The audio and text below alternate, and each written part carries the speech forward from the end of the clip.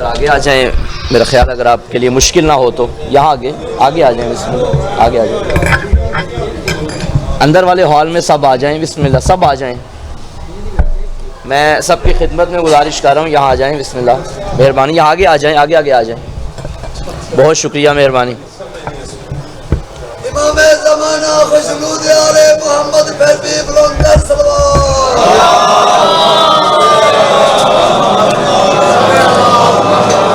اعوذ باللہ من الشیطان الرجیم، بسم اللہ الرحمن الرحیم، الحمد للہ رب العالمین والعاقبۃ للمتقین والجنۃ للمؤمنین والنار للمنافقین، الصلاۃ والسلام وتحیۃ والاکرام علی سیدنا سید العرب والعجم، حبیبنا و حبیب قلوبنا، شفیع ذنوبنا، طبیب نفوسنا، اعنی العبد المعید، الرسول المسدد، المصطفى الامجد، المحمود الاحمد، ابا القاسم محمد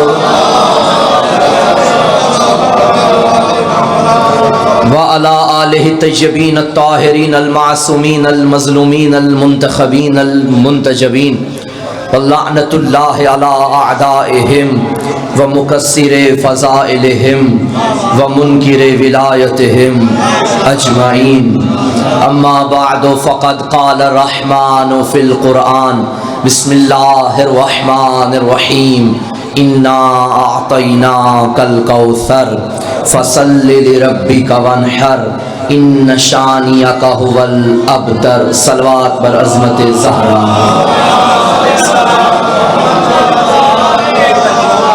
نعرہ تکبیر، سارے مل کے زندہ ماحول سے مجلس کا آغاز ہے، زندہ و جاوید ماحول، نعرہ تکبیر، نعرہ رسالت، نعرہ رسالت، بیک زبان روحوں کی جان، ایمان کی پہچان، نعرہ حیدری، بار دیگر حیدری، برائے عظمت حضرت سیدہ زہرا بلندتر صلوات۔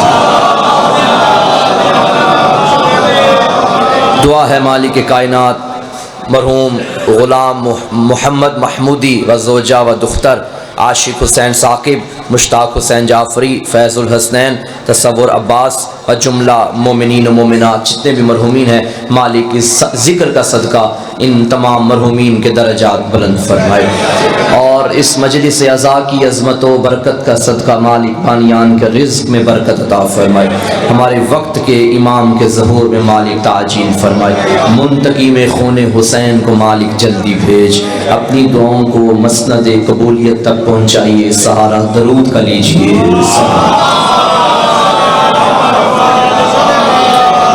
حمد کے لائق ہے وہ ذات کہ حمد کرنے والے بھی جس کی حمد کا حق ادا نہیں کر سکتے،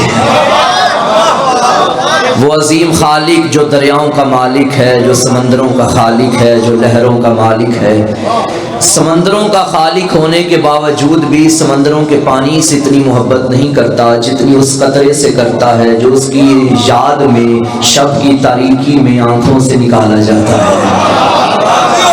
مجھ جیسے طالب علم کے پاس اور مجھ جیسے گناہگار بندے کے پاس کیا الفاظ ہوں گے کہ میں اللہ کا تعارف کرواؤں۔ پہلا فکرہ آپ کی ولائی سماعتوں کی نظر کر رہا ہوں، مجھ جیسے طالب علم کے پاس اس سے بڑا اور کوئی فکرہ نہیں کہ میں توحید کا تعارف اگر توحید کے منکروں کو کرواؤں تو کیا کرواؤں۔ یہی جملہ پڑھ سکتا ہوں، جسے بطول سجدے کرے اسے خدا کہتے ہیں،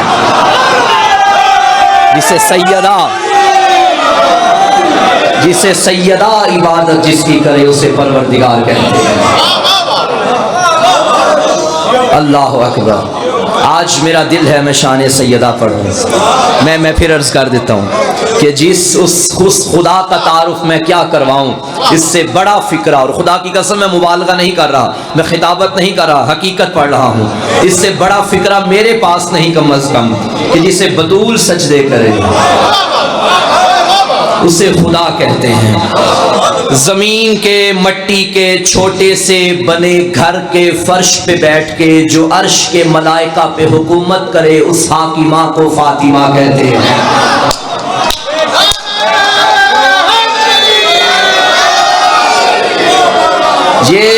صرف جملہ نہیں قمر بھائی، میں بھائیوں کی کتاب سے روایت پڑھنے لگا ہوں.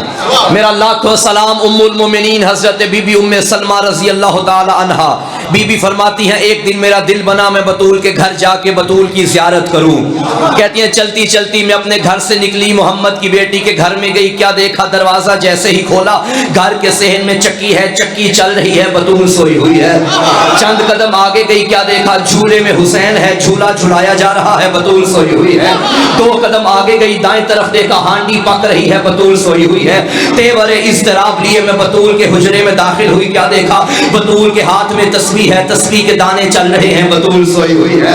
کہتی ہے میں پریشان ہو گئی، چلتی چلتی میں بزم پیغمبر میں حاضر ہوئی. جیسے ہی نبی نے اپنے حرم کو آتے دیکھا اور ام سلمہ کے چہرے کی پریشانی دیکھ کے نبی نے فرمایا ام سلمہ کہیں فاطمہ کے گھر سے تو نہیں آ رہی، کہیں بطول کے گھر سے تو نہیں آ رہی. بی بی کہتی ہے جی یا رسول اللہ مگر میں حیران ہوں، چکی چل رہی ہے، چلانے والا کوئی نہیں ہے، جھولا جھلایا جا رہا ہے، جھلانے والا کوئی نہیں ہے، ہانڈی پک رہی ہے، پکانے والا کوئی نہیں ہے، تسبیح کے دانے چل رہے ہیں، چلانے والا کوئی نہیں ہے. یہ کہنا تھا، وہی سے دھلی ہوئی زبان بولی اور فرمایا ام سلمہ نہ گھبرا، یہ کسی عام باپ کی بیٹی کا گھر تھوڑی ہے، یہ تو محمد کی بیٹی کا گھر ہے.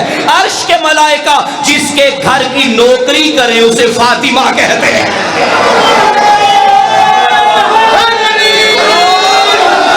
سبحان اللہ، سبحان اللہ. عرش کے ملائکہ جس کے در کی نوکری کو اپنی سرداری سمجھے اسے سیدہ کہتے ہیں. میں نے آپ کے سامنے سورہ کوثر کی تلاوت کا شرف حاصل کیا.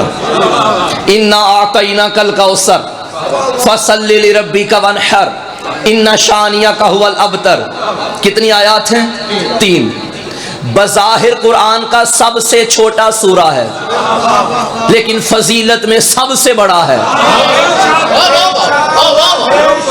جو بندے چپ ہیں ان کا چپ ہونا بنتا بھی ہے. وہ سوچیں کہ مولانا یہ کیا کہہ دیا، چھوٹا ہو کے فضیلت میں سب سے بڑا، حالانکہ سورہ بقرہ اتنا لمبا ہے. وہ افضل نہیں؟ یہ آپ سے کس نے کہہ دیا جو لمبا ہوتا ہے وہ افضل بھی ہوتا ہے؟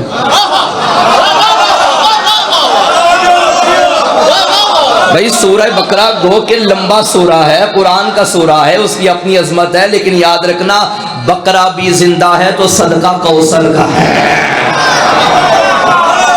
سورہ کوثر کا صدقہ ہے. پورا قرآن جس کے وجود کے صدقے میں آج زندہ ہے اسے سورہ کوثر کہا جاتا ہے. انا اعطیناک الکوثر، ہم نے تجھے کوثر عطا کی ہے. دینے والا اللہ، لینے والا مصطفیٰ. اس نے کوئی کم نعمتیں تو نہیں دی محمد کو، جس کی محبت میں کائنات کو بنا ڈالا، مگر دے کے جتلایا نہیں. رسالت دی جتلایا نہیں، نبوت دی جتلایا نہیں، قرآن اتارا جتلایا نہیں، جبریل بھیجتا تھا اس کے در پہ جتلایا نہیں. کوثر دے کے ناز کر رہا ہے، فخر کر رہا ہے ہم نے تجھے دی ہے. کون ہے جو اس جملے کو محسوس کرے گا؟ ہم نے تجھے عطا کی ہے. دیکھیں ایک ہوتی ہے جزا قمر بھائی، ایک ہوتی ہے عطا. جزا الگ ہے، عطا الگ ہے. میرے گھر میں کام کروانے والا تھا، بلڈنگ بنوا رہا تھا. میں نے کسی مزدور کو پکڑا، بھائی آجا میرے گھر میں تھوڑی مزدوری کر لے، میں تجھے رقم دے دوں گا. اس نے کہا ٹھیک ہے، ایک دن کا کتنا دو گے؟ میں نے کہا 1000. اس نے کہا ٹھیک ہے. سارا دن کام کرتا رہا، شام ہوئی میں نے 1000 اسے دے دیا. اب وہ 1000 لے کے وہ اب جگہ جگہ مجھے سلام نہیں کرے گا، اس کی جزا ہے. میں بھی توقع نہ رکھوں کہ یہ مجھے جھک جھک کے سلام کرے. میرا اس پہ احسان تھوڑی تھا بھائی، اس نے بھی تو کام کیا ہے نا. جب میں نے 1000 دیا، جو بات ہوئی تھی میں نے جزا دے دی، لیکن بات ہوئی ہے 1000 کی، میں دے دوں 2000. اب وہ جہاں بھی مجھے ملے گا جھک جھک کے سلام کرے گا، قبلہ قبلہ. جہاں جاؤں گا چائے کا پوچھے گا، مجھے اپنی جگہ پہ بٹھائے گا، خود کھڑا ہو جائے گا، کیونکہ جزا پہ یہ اجر نہیں تھا. جیسے بڑھا کے دیا اسے عطا کہتے ہیں. خدا کی قسم نبوت محمد کی جزا تھی، رسالت محمد کی جزا تھی، قرآن محمد کی جزا تھی. کسی جزا کو دے کے اللہ نے جتلایا نہیں، لیکن عطا دے کے جتلا رہا ہے. اور محمد کے بھی کیا کہنے، نبوت ملتی رہی محمد بیٹھا رہا، رسالت ملتی رہی محمد بیٹھا رہا، قرآن اترتا رہا محمد بیٹھا رہا، آیتیں آتی رہی محمد بیٹھا رہا، آیت چادر کے نیچے آئی محمد بیٹھا رہا، آیت محراب پہ آئی محمد بیٹھا رہا، آیت منبر پہ آئی محمد بیٹھا رہا، آیت غدیر پہ آئی محمد بیٹھا رہا، آیت کسی پہاڑ پہ آئی محمد بیٹھا رہا. لیکن راویوں نے لکھا جب جب جب زہرا آتی محمد کھڑا ہو جاتا ہے. علی مولا مہربانی، شکریہ. کیونکہ وہ جزا ہے، بطول عطا ہے. انا آتینا کل کوثر، ہم نے تجھے کوثر عطا کی ہے. اچھا، دینے والا ایک. حق تو یہ بنتا تھا میرا اللہ کہہ دے انی آتیتو کل کوثر، میں نے تجھے کوثر عطا کی ہے. تو فرما رہا ہے انا آتینا کل کوثر، ہم نے تجھے کوثر عطا کی ہے. کون جانے قرآن کی فصاحت کیا ہے. بھائی اللہ کتنے ہیں؟ ایک. اچھا، کسی مقام پہ وہ اپنے لیے میں کہتا ہے، کہیں ہم کہتا ہے. آدم کو بنا رہا تھا، ملائکہ نے اعتراض کرتے کہا یہ کس کو بنا رہا ہے، یہ زمین پہ تیرا یہ خون فساد قتل و غارت کرے گا، تو اس کو خلیفہ بنا رہا ہے. ملائکہ بھی جانتے تھے کہ جو قتل و غارت کرے یا فسادی ہو وہ کچھ اور تو ہو سکتا ہے، خلیفہ نہیں ہوتا. بھائی ملائکہ جانتے تھے یہ کیسا خلیفہ ہے. تو اللہ نے کیا فرمایا، جو میں جانتا ہوں وہ تم نہیں جانتے. پھر اللہ نے فرمایا انی جاعل فی الارض خلیفہ، میں اسے زمین پہ اپنا خلیفہ بنا رہا ہوں. ابراہیم کو امامت عطا کی، فرمایا انی جاعلک للناس اماما، میں تجھے لوگوں کا امام بنا رہا ہوں. میں، ہم نہیں، میں بنا رہا ہوں. آدم بناتے وقت کہا میں بنا رہا ہوں، ابراہیم بناتے وقت کہا میں بنا رہا ہوں. لوگوں نے قرآن پہ اعتراض کرتے ہوئے کہا تھا یہ محمد کا کلام ہے. یہاں اللہ نے فرمایا نہیں، انا نحن نزلنا ذکر، ہم نے اسے نازل کیا ہے. بھائی یہاں کیوں نہیں فرمایا کہ میں نے نازل کیا، فرمایا ہم نے نازل کیا. تو جب میں نے اس پہ تحقیق کی اللہ میں کیوں کہتا ہے، ہم کیوں کہتا ہے، تو نتیجہ یہ نکلا جب میں کہتا ہے تو اپنی طرف نسبت دیتا ہے، جب ہم کہتا ہے تو اپنی طرف نسبت دینے کے ساتھ ساتھ تکبر کرتا ہے، غرور کرتا ہے، چیلنج کرتا ہے. ہم نے اسے اتارا ہے، ہمت ہے تو اس کی صورت جیسی کوئی صورت لے کر آؤ. جب ہم کہتا ہے تو ناز کرتا ہے. نہ جانے اس وقت وہ غرور میں رہنے والا اللہ کتنا غرور کر رہا ہوگا جب بطول بیچ کے کہہ رہا تھا ہم نے عطا کی ہے.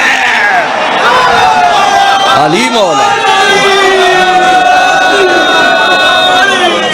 ہم نے عطا کی. ہمیں بہت شکریہ، ہمیں غرور کرنے سے منع کیا. اللہ نے غرور کرنے سے منع کیا، تکبر کرنے سے منع کیا. بلکہ حدیث قدسی ہے تکبر میری رضا ہے، جو تکبر کرتا ہے گویا وہ میری رضا کھینچتا ہے. تکبر جچتا ہی اللہ کو ہے، غرور صفت خاص ہی صرف اللہ کی ہے. اب وہ کب غرور کرتا ہوگا جب میں سجدے کرتا ہوں. بھائی میرے کیا سجدے، ٹوٹے پھوٹے الفاظ، نہ جانے نمازیں بھی درست ہیں یا نہیں. اپنی انگلی کے اشارے سے سورج کو مغرب کے قبرستان سے نکال کے مشرق میں لا کے نئی زندگی دینے والا علی جب سجدے کر کے اسے کہے گواہ رہنا سورج پلٹا کے ولایت منوا رہا ہوں، سر جھکا کے توحید منوا رہا ہوں، پھر وہ تکبر کرتا ہے. علی مولا، علی مولا، پھر وہ تکبر کرتا ہے، پھر وہ غرور کرتا ہے. اللہ اکبر. دشمنوں کے تانوں کے جواب کو کوثر کہا جاتا ہے. بھائی دشمن تانے دیتا تھا، قرآن جواب دیتا تھا. ایک مرتبہ دشمن مصطفیٰ نے مصطفیٰ کو تانا دیتے کہا لستا مرسلا، تو رسول نہیں ہے. قرآن نے فوراً جواب دے کے کہا انک لمن المرسلین، ہم نے تجھے رسولوں میں سے بنا کر بھیجا ہے. دشمن نے تانا دیتے کہا انت بمجنون، تو دیوانہ ہے.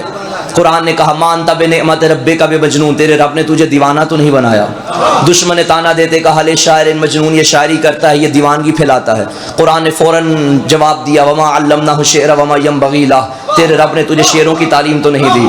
دشمن تانا دیتے کہا قالوا ما لہذا رسول یاکل الطعام ویمشی فی الاسواق، یہ کیسا رسول ہے جو کھانا بھی کھاتا ہے بازار میں بھی چلتا ہے۔ قرآن نے فوراً کہا ما ارسلنا قبلک من المرسلین الا انہم لیاکلون الطعام ویمشون فی الاسواق، حبیب نہ گھبرا، تجھ سے پہلے جتنے رسول آئے سارے کھانا کھاتے تھے، ہائے ہائے سارے بازار میں چلتے تھے۔ اسی طرح تانا دینے والوں کو تانا دینے کا ایک بار پھر موقع مل گیا اور کہنے لگے اے محمد اللہ نے تجھے بیٹے دیے تھے واپس لے لیے، اب تیرا کوئی بیٹا نہیں، تیرا بیٹا نہیں، تیری نسل نہیں، تیری نسل نہیں، تیرا مشن ختم، تیرا مشن ختم، تیرا اسلام ختم۔ فوراً غیرت کردگار کو چلا لایا، حبیب نہ گھبرا، انا اعطیناک الکوثر، ہم نے تجھے فاطمہ عطا کی ہے۔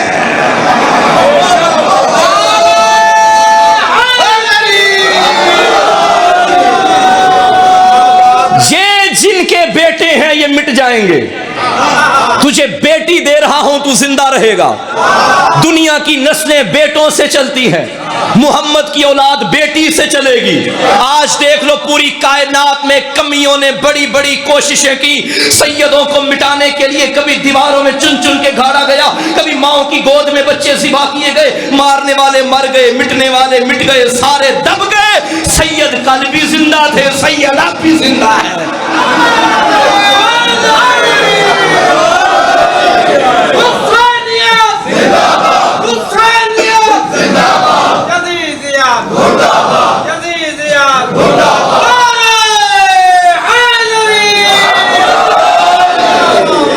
یہ زندہ ہیں کیونکہ یہ معجزہ ہے قرآن، ہم نے تجھے کوثر عطا کی ہے، تو زندہ ہے۔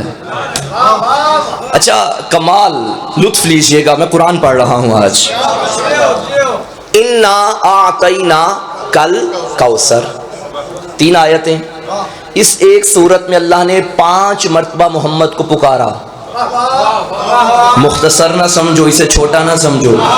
انا اعطینا کا، ہم نے تجھے عطا کیا۔ فصلی، تو نماز پڑھ، لے ربی کا، اپنے رب کی۔ کتنی مرتبہ ہو گیا؟ 3 مرتبہ۔ ونحر، تو قربانی دے۔ 4 شانی آقا، تیرا دشمن۔ 5 مرتبہ ایک کوثر میں 5 محمد ایسے تھے جیسے ایک چادر میں 5 محمد تھے۔ مہربانی، یہی حق بنتا ہے، کوثر سننے کا یہی حق بنتا ہے۔ آج کا موضوع ہی سورہ کوثر ہے۔ اچھا پہلی آیت میں فرمایا ہم نے تجھے کوثر عطا کی، 3 ہستیوں کا ذکر، اللہ نے اپنا کیا، ہم نے، تجھے مصطفیٰ کا ذکر، کوثر جسے عطا کیا گیا، 3 ہستیاں۔ فصلی لربک وانحر، یہاں اپنا بھی ذکر کیا، اپنے رب کا بھی، یعنی اپنا بھی ذکر کیا اور محمد کا بھی ذکر کیا۔ تو نماز پڑھ اپنے رب کی، لے ربی کا، اپنے رب کی۔ مجھے بتاؤ کیا اس آیت کے آنے سے پہلے نبی کسی اور کی نماز پڑھتے تھے؟ بھائی بتاؤ، یا نماز نہیں پڑھتے تھے؟ کیا پڑھتے تھے؟ اچھا نماز پڑھ، میں یہاں مجلس پڑھ رہا ہوں، مجھے قمر بھائی یہاں بیٹھ کے کہیں مولانا مجلس پڑھیے، بھائی پڑھ تو رہا ہوں۔ اسے علمی اصطلاح میں کہا جاتا ہے تحصیل حاصل، یعنی یہ کلام لغو ہو جائے گا۔ میں مجلس پڑھ رہا ہوں اور مجھے نیچے سے کہا جا رہا ہے آپ پڑھیے مجلس۔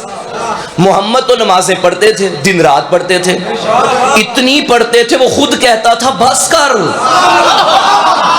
ابھی بھی نہیں پتا چلا فاطمہ کون ہے، ساری زندگی اللہ کہتا رہا بس کر بس کر بس کر، فاطمہ دے کے کہا اب پڑھ اب پڑھ اب پڑھ۔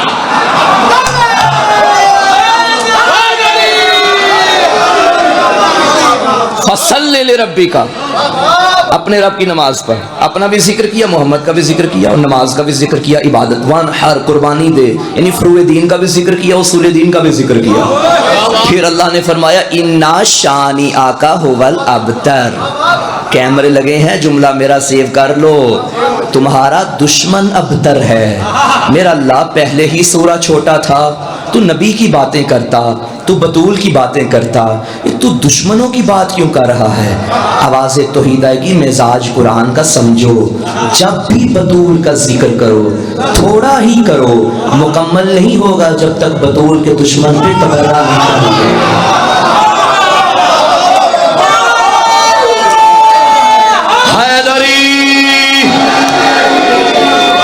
تیرا دشمن ابتر ہے، یہ مزاج قرآن کا ہے۔ لوگ کہتے ہیں حسین جیت گیا، یزید ہار گیا، ٹھیک ہے، اب حسین کا ذکر کرو، یہ یزید کا ذکر کیوں کرتے ہو؟ یزید پہ لعنت کیوں کرتے ہو؟ اگر اس نے گناہ کر لیا ہے تو اللہ جانے، یزید جانے، اللہ پوچھ لے گا۔ ممکن ہے اللہ نے نعوذ باللہ یزید کو معاف کر دیا ہو، آپ بار بار یزید یزید یزید کیوں کرتے ہیں؟ پھر اللہ سے بھی کہہ دینا، پورے قرآن میں جہاں پڑھ رہا ہے یاسین، طٰہٰ، مزمل، مدثر، داعی اللہ، بشیر، نذیر، پورے قرآن میں محمد کی نعتیں پڑھے، یہ کیوں کہہ رہا ہے تبت یدا ابی لہب وتب، تیرے دشمن کے ہاتھ ٹوٹ جائے، ابو لہب تیرا کچھ نہ رہے، تو نے محمد پہ ہاتھ اٹھایا، یار حد نہیں ہو گئی؟ اللہ نے بتا دیا محبت کا اصول ہے، جہاں اپنوں کے قصیدے پڑھے جائیں وہ اپنوں کے دشمن میں لعنت بھی کی جاتی ہے۔ قرآن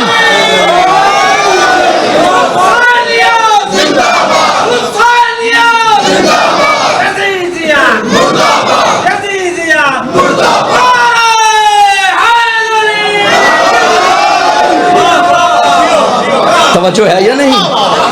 تولا بھی قرآن سے، ماشاء اللہ، اللہم صلی علی محمد و آل محمد۔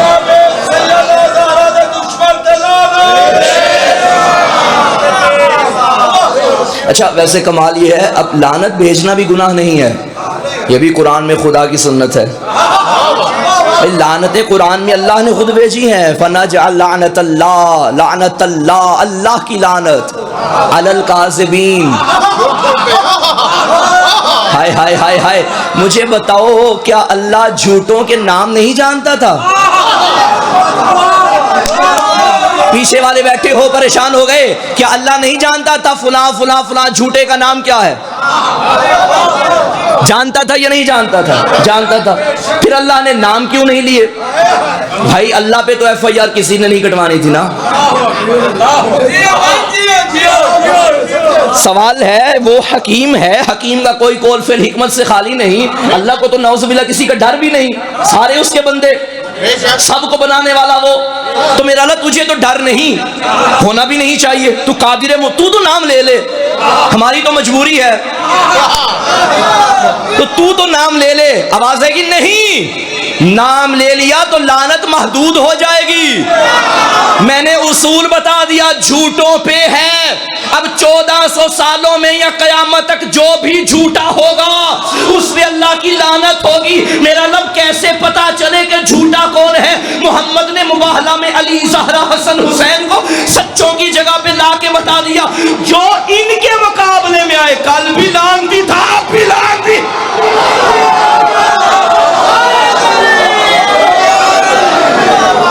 جو جھوٹوں کے جو سچوں کے مقابلے میں آئے وہ جھوٹا ہے،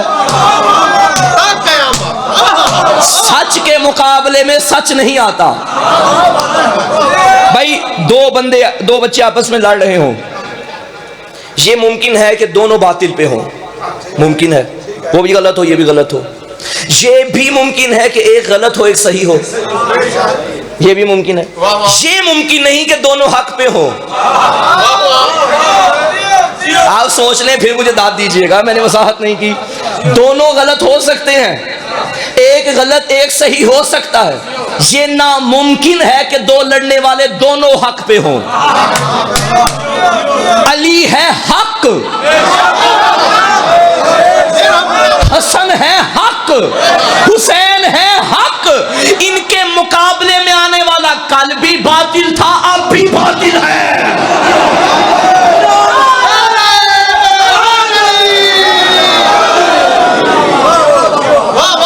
نبی نے بتا دیا، نبی نے بتایا الحق مع علی و علی مع الحق، حق علی کے ساتھ، علی حق کے ساتھ. بھائی حدیث اتنی ہوتی تو بھی کافی تھی.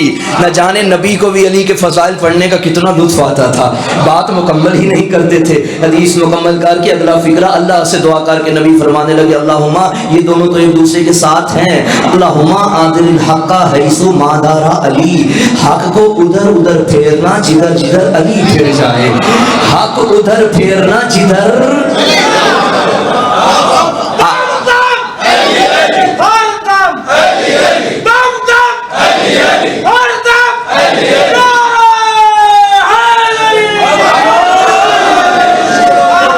اچھا. ہمارے ہاں ایک رواج ہے کہ ہم اگر کوئی دعا قبول نہ ہو رہی ہو تو ہم کوشش کرتے ہیں ایسے صاحب کے پاس چلے جائیں جو اللہ کے ہاں باعزت ہو، نیکوکار ہو. اس سے کہتے ہیں مثلا کوئی ذاکر صاحب ممبر پہ آ گئے تو آپ نے کہا ذاکر صاحب ہمارے حق میں یہ دعا کیجیے گا. کوئی مولانا آ گئے، مولانا یہ ہمارے حق میں دعا کیجیے گا قبلہ.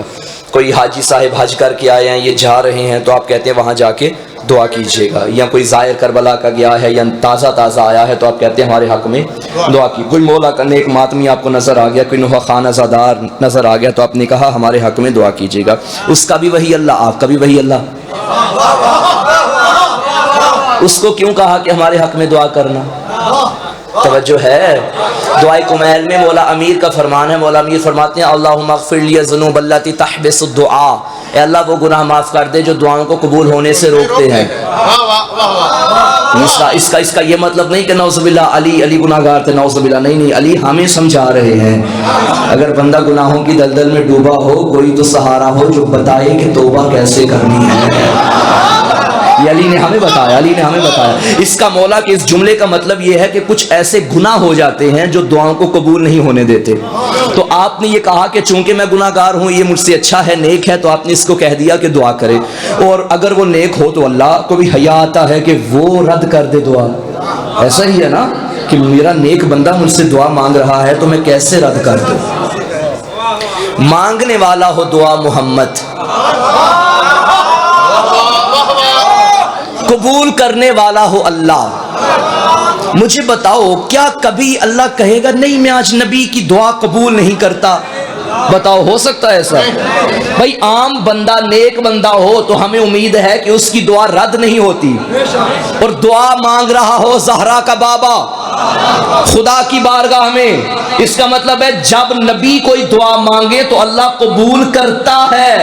وہی نبی دعا مانگ رہا ہے اے اللہ حق ادھر پھیرنا جدھر علی چلا جائے. ساری دنیا حق کے پیچھے ہے، حق علی کے پیچھے ہے.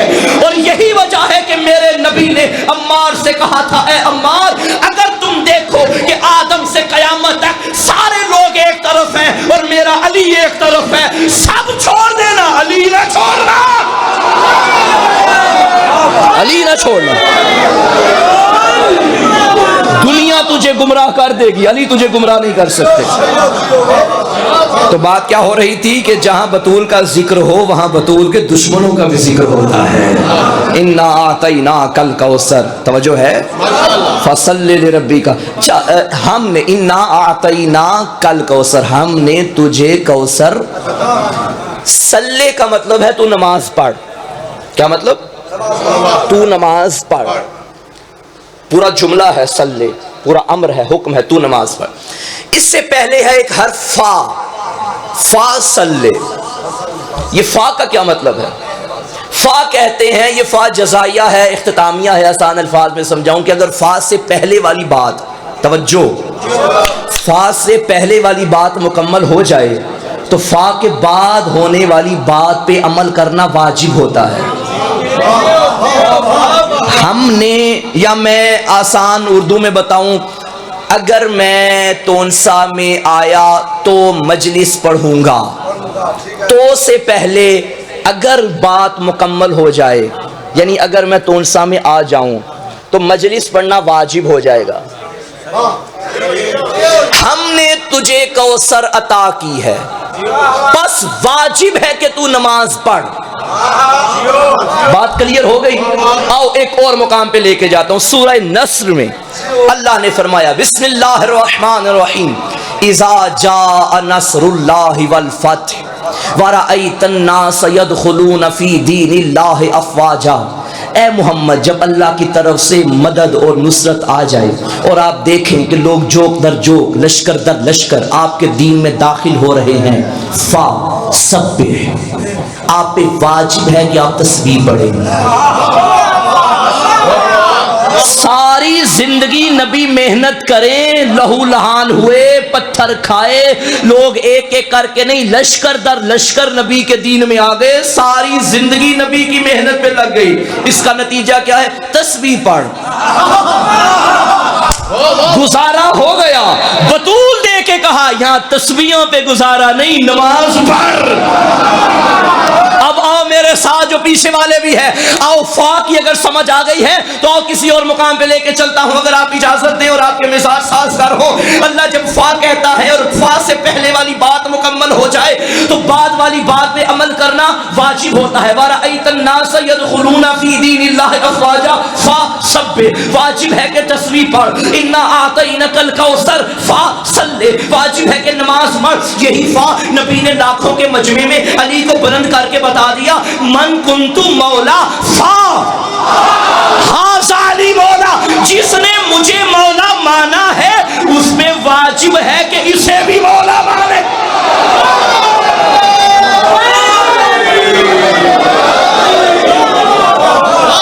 اسے بھی مولا مانے۔ ٹائم بتائیے،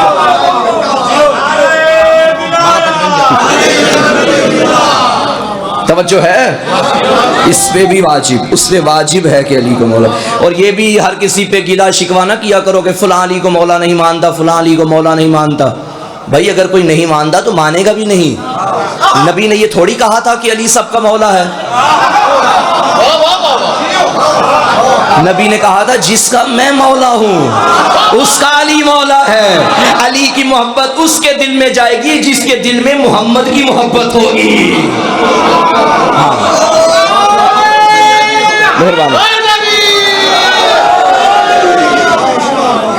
محمد کی محبت جس کے دل میں ہوگی اس کے دل میں اہل بیت کی محبت ہوگی۔ یہ کیسا انصاف کہ محمد کا روزہ بنا ہوا ہے، اہل بیت کے تم نے گرا دیے۔ دراصل یہ محمد کی محبت بھی نہیں ہے۔ بڑی توجہ چاہتا ہوں بھائی، یہ مجلس مناسبت ہے یوم انہدام جنت البقیع کے ساتھ، ایسا ہی ہے نا؟ جنت البقیع کے ساتھ روزہ رسول ہے، بحمدللہ شان و شوکت سے سجا ہوا ہے۔ خدا مزید بہاریں عطا کرے میرے نبی کے روزے پہ۔ 7 نبی کی اہل بیت کی قبریں ہیں۔ پہلا سوال یہ ہے کہ آیا یہاں کیا قبروں پہ مقبرے بنے ہی نہیں تھے؟ بنے تھے، تاریخ گواہ ہے، تصویریں موجود ہیں، سب کچھ موجود ہے۔ جنت البقیع اتنا بڑا قبرستان ہے اور اتنا پرانا اور قدیمی قبرستان ہے کہ نبی کے دور میں پہلی قبر بنی، نبی نے خود انتخاب کیا اس قبرستان کا، اپنے صحابی کو یہاں دفن کیا، اور صحابی کو دفن کرنے کے بعد میں صحیح مسلم اور صحیح بخاری صحیح روایت پڑھ رہا ہوں، صحابی کو دفن کرنے کے بعد نبی نے خود چادر ڈالی۔ قبروں پہ چادریں ڈالنا بدعت نہیں ہے، میرے نبی کی سنت ہے، بڑی توجہ چاہتا ہوں۔ قبروں پہ چادر ڈالنا بدعت نہیں ہے، میرے نبی کی سنت ہے۔ ممبر پہ چادر ڈالنا بدعت نہیں ہے، علم پہ کپڑا لگانا بدعت نہیں ہے۔ توجہ ہے یا نہیں؟ میرے نبی نے چادر ڈالی، فاتحہ پڑھی، اس کے بعد نبی جب بھی جنت البقیع میں آتے تھے فرماتے تھے اے یہاں سونے والو تمہارا مقام جنت میں ہے۔ جنت کا ٹکڑا ہے جنت البقیع، عظیم قبرستان۔ یہاں عباسی حکمرانوں نے روزے بنائے، قبروں پہ مقبرے بنے ہوئے تھے، عباسی حکمرانوں نے، شیعہ نہیں تھے، عباسی تھے۔ اگر مقبرہ بننا یا روزہ بننا، کسی قبر پہ بلڈنگ کا بننا بدعت ہے، پھر تمہارے بڑے تو یہ کرتے رہے ہیں۔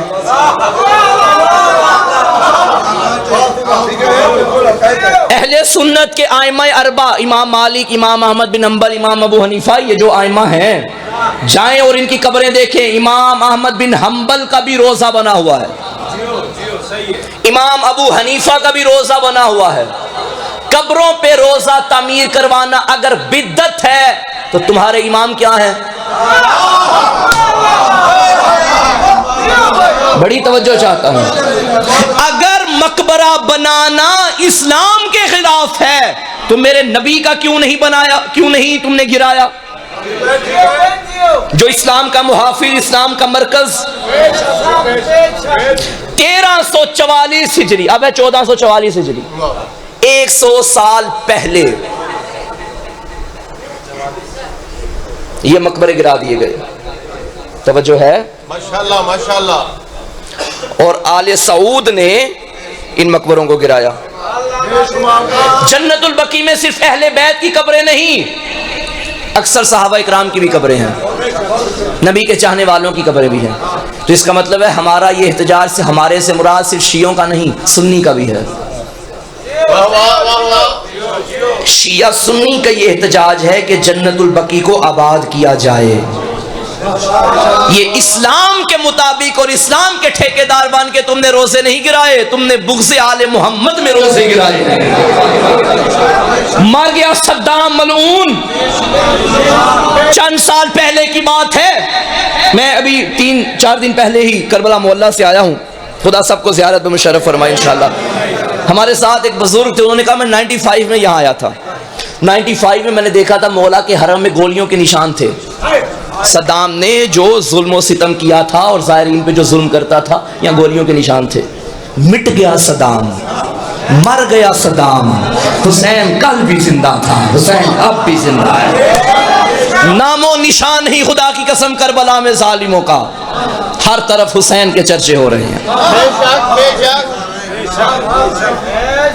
جنت البقیع آباد کرو. ہمیں رلاتی یہی بات ہے، جس کی تعظیم کے لیے نبی کھڑے ہو جاتے تھے. تم نے اس کا روزہ گرا دیا. اب مجھے سمجھ آتی ہے کیوں کہتی تھی یا علی میری قبر کا نشان مٹا دینا. کسی سے پوچھا گیا تھا، مجھے معاف کرنا، کسی سے پوچھا گیا تھا سیدہ نے یہ کیوں فرمایا میری قبر کا نشان مٹا دینا؟ وہ کہنے لگے علی نے بھی نشان مٹا دیے تھے، دفنائی نہیں چھپائی تھی زہرا. علی نے نشان ایسے ہی مٹایا تھا، علی کو وہی ڈر تھا جو عصر عاشور حسین کو اصغر کی لاش کا ڈر تھا. حسین جانتا تھا میرا اصغر بڑا نرم ہے، ظالم بڑے ظلم کرنے والے ہیں. عزادارو ہمیں رلاتی یہی بات ہے. کائنات میں علی و بطول سے بڑا جوڑا کوئی نہیں، علی جیسا دلہا کوئی نہیں، زہرا جیسی دلہن کوئی نہیں. لیکن ہائے ہائے علی کو زہرا کے درد کھا گئے، زہرا کو علی کے درد کھا گئے. علی جب تک زندہ رہے بطول کے دکھوں پہ روتے رہے، بطول جب تک زندہ رہی علی کے دکھوں پہ روتی رہی. رو رو کے کہتی تھی یا علی میں نے سنا ہے مدینے کے لوگ آپ کو سلام نہیں کرتے. علی فرماتے تھے سوال اتنا نہیں، بات بڑھ گئی، میں سلام کرتا ہوں کوئی جواب نہیں.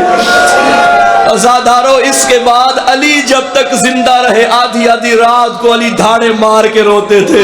کبھی نہ رونے والا علی رات کو اٹھ کے روتا تھا. میرے مولا کا صحابی جس کا نام ورقہ تھا، یہ علی کے در پہ آیا اور آ کے کہتا تھا یا علی موت ہر گھر میں آتی ہے، آپ بطول کی جدائی میں اتنا کیوں روتے ہیں؟ علی کی چیخیں نکلی، امامے کے پیچ گردن میں آئے، داڑھی بانسوں سے تر ہو گئی. فرمایا ورقہ میں جدائی میں نہیں روتا، مجھے وقت یاد آ جاتا ہے 95 دن مجھ سے چھپاتی رہی. جب میں غسل دے رہا تھا بطول کی پسلیاں ٹوٹی ہوئی تھی، بطول کا پہلو زخمی. عزاداروں میں اس سال شب شہادت مولا امیر مسجد کوفہ سے نجف اشرف میں گیا. علی کی شہادت کی رات تھی، میں مولا کی زری پکڑ کے رو رہا تھا. یہی جملہ میرے ذہن میں آ رہا تھا، علی کو زہرا کے دکھ مار گئے، زہرا کو علی کے دکھ مار گئے. کبھی کبھی میرے دل میں خیال آیا یا علی آج تیری شہادت کی رات ہے، ساری دنیا تیرے روزے پہ آئی ہے، لوگ ماتم کر رہے ہیں، ارے کوئی تو ہو جو جنت البقیع جائے اور بطول کی قبر پہ ماتم کرے. ابھی یہی بات میرے دل میں تھی. ساتھ ایک عراقی زائر تھا، اس نے عجب جملہ کہا، میرا جگر پھٹ گیا. اس نے مولا کی زری پکڑ کے کہا السلام علیک یا فاطمہ الزہرا، اے زخمی پہلو والی بی بی تجھ پہ سلام ہو. اور میں نے کہا روزہ علی کا ہے، سلام زہرا کو کر رہا ہے. میرا دل مان گیا علی آج روتا ہوگا اور بطول تو میرے دکھوں